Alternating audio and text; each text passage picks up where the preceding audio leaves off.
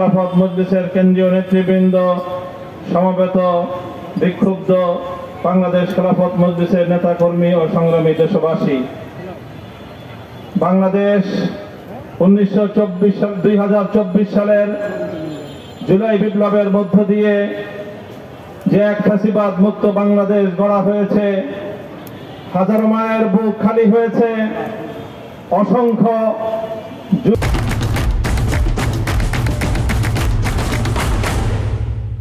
যুব ও তরুণ প্রাণ বিসর্জন দিয়েছে।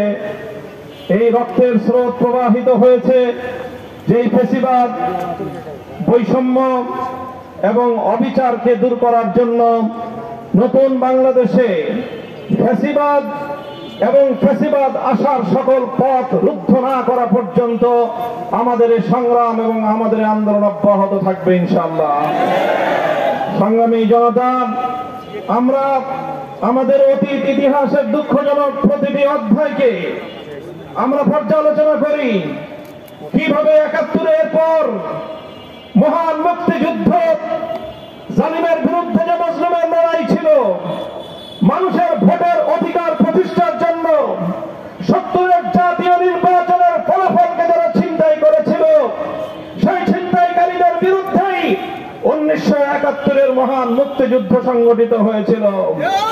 কিন্তু আমরা দেখতে পেয়েছি ৭১-এর ১৬ই ডিসেম্বর মুক্তিযুদ্ধের মধ্য দিয়ে অর্জিত স্বাধীন বাংলাদেশে সেই সংগ্রামের নেতৃত্ব দানকারী শেখ মুজিবুর রহমান সাহেব দুঃখজনক ভাবে জাতির ইচ্ছা এবং অভিপ্রায়কে পায়ের নিচে পিষ্ট করে সত্য স্বাধীন রক্তের বিনিময়ে অর্জিত একটি স্বাধীন মানচিত্রের স্বাধীনতাকে কিভাবে ভারত মাতার চরণতলে বলি দিয়েছিলেন। আমরা দেখেছি ৭২ সালে শ্রীমতী ইন্দিরা গান্ধীর কাছে গিয়ে বাংলাদেশে নতুন ভাবে সংবিধান তৈরি করবার প্রেসক্রিপশন নিয়ে আসলেন। আর এভাবে ১৯৪৭ থেকে ১৯৭১, ২৪ বছরের এই পূর্ব পাকিস্তানের আমলে আওয়ামী লীগ অথবা কোন রাজনৈতিক দল যেখানে কোনদিনও ধর্ম নিরপেক্ষতার কোন আওয়াজ তোলেনি, ৭২-এর সংবিধান তৈরির সময় ভারতের সংবিধানের কপি পেশ করে বাংলাদেশের সংবিধানের মৌলনীতির জায়গায় ধর্ম নিরপেক্ষতাকে স্থান দিয়ে প্রকারান্তরে বাংলাদেশের স্বাধীনতা ভারতের কাছে বিক্রি করা হয়েছে। এরপর ৭২-এর সংবিধানের নেতৃত্বে বাংলাদেশে এক নতুন চেতনা গজিয়ে ওঠে। দুঃখ এবং পরিতাপের বিষয়, ৫৩ বছর পর্যন্ত ৭১-এর মুক্তিযুদ্ধের নামে ৭২-এর ভেজাল চেতনা বাংলাদেশে সরবরাহ করা হয়েছে।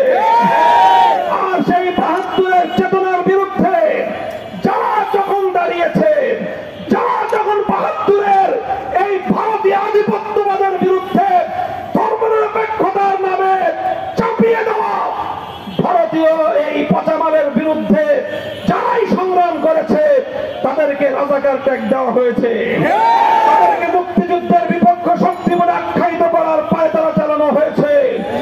আর এভাবেই ৭২-এর ভারতীয় সংবিধানের চেতনার ভিত্তিতে দেশকে দুই ভাগে বিভক্ত করার এক অশুভ তৎপরতায় ৫৩ বছর পর্যন্ত লিপ্ত ছিল বাংলাদেশ বিরোধী অপশক্তি।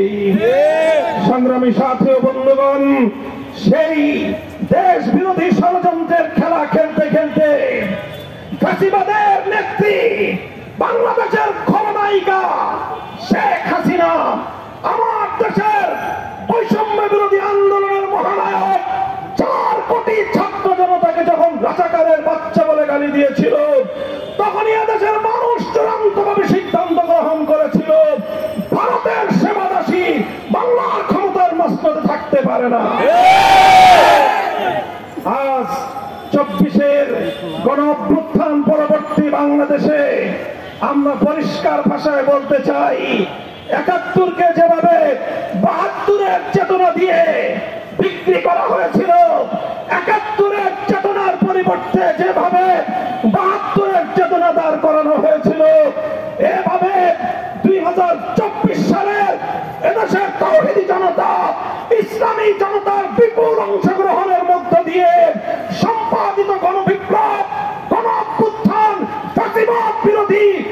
বিজয়কে ছিনতাই করতে আসলে রাজপথে মোকাবেলা করা হবে, রাজপথে মোকাবেলা করা হবে।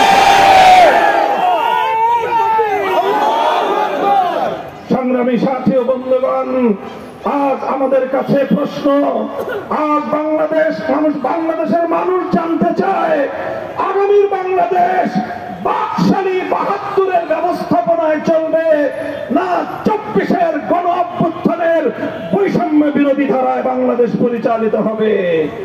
আমি সকল রাজনৈতিক পক্ষগুলোকে যার যার অবস্থান পরিষ্কার করতে বলবো। যারা ২৪-এর বিপক্ষে অবস্থান নিবে তারাই ৭২-এর বাকশালপন্থী।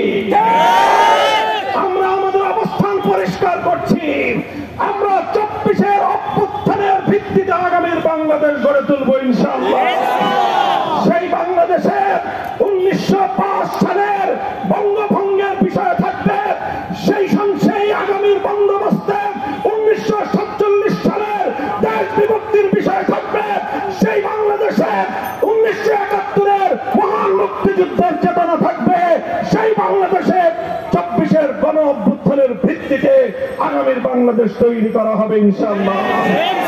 সংগ্রামী সাথী ও বন্ধুগণ, তাই আজ আমাদের এখনকার সবচেয়ে বড় প্রশ্ন হল ২৪-এর জুলাই সনদ। সেই জুলাই সনদের আইনি ভিত্তি, এটা আগামীর বাংলাদেশের বাঁচা মরার প্রশ্ন। ২৪-এর জুলাই সনদের আইনি ভিত্তি ২৪-এর গণ অভ্যুত্থানের রাষ্ট্রীয় স্বীকৃতির প্রশ্ন। ২৪-এর জুলাই সনদের আইনি ভিত্তি আমার হাজার হাজার মায়ের কোল খালি করা আমাদের শহীদদের পবিত্র রক্তের প্রতি শ্রদ্ধার প্রশ্ন। ডক্টর ইউনূস সাহেব সহ অন্তর্বর্তীকালীন সরকারকে আমরা প্রশ্ন করতে চাই, আমাদের যে সকল সন্তানদের বুকের রক্তের উপর ক্ষমতার মাসনদে আপনারা বসেছেন, আজও পর্যন্ত জুলাই সনদকে আইনি ভিত্তি প্রদান করতে পারেন নাই। লজ্জা হওয়া উচিত আপনাদের। আপনারা নির্বাচন নিয়ে তড়িঘড়ি করছেন, নির্বাচনের তফসিল ঘোষণার প্রস্তুতি গ্রহণ করছেন, নির্বাচনের আসন পুনর্বিন্যাস করছেন, অথচ ২৪-এর আমার সকল শহীদের রক্তের প্রতি শ্রদ্ধা জানানোর রাষ্ট্রীয় নিদর্শন জুলাই সনদের আইনি ভিত্তির ব্যবস্থা এখনো করেন নাই। পরিষ্কার ভাষায় বলতে চাই, জুলাই সনদের আইনি ভিত্তি প্রদান করে তার ভিত্তিতে আগামী ফেব্রুয়ারিতে বাংলাদেশের ত্রয়োদশ জাতীয় সংসদ নির্বাচন অনুষ্ঠিত হবে। বিকল্প কোন চিন্তার সুযোগ বাংলার মাটিতে না। এজন্য আমাদের স্পষ্ট দাবি, রাষ্ট্রপতির আদেশের মাধ্যমে প্রাথমিক জুলাই সনদের আইনি ভিত্তির প্রাথমিক মর্যাদা প্রদান করতে হবে। এরপরে আগামী জাতীয় নির্বাচনের উল্লেখযোগ্য পূর্ব সময়ে একটা যৌক্তিক সময় হাতে রেখে গণভোটের মাধ্যমে জুলাই সনদকে গণভিত্তি এবং রাষ্ট্রীয় আইনি ভিত্তি প্রদান করতে হবে। সেই জুলাই সনদের ভিত্তিতেই ত্রয়োদশ জাতীয় সংসদ নির্বাচন অনুষ্ঠিত হতে হবে। এর কোন ব্যত্যয় বাংলার মানুষ মানবে না, জুলাই যোদ্ধারা মানবে না।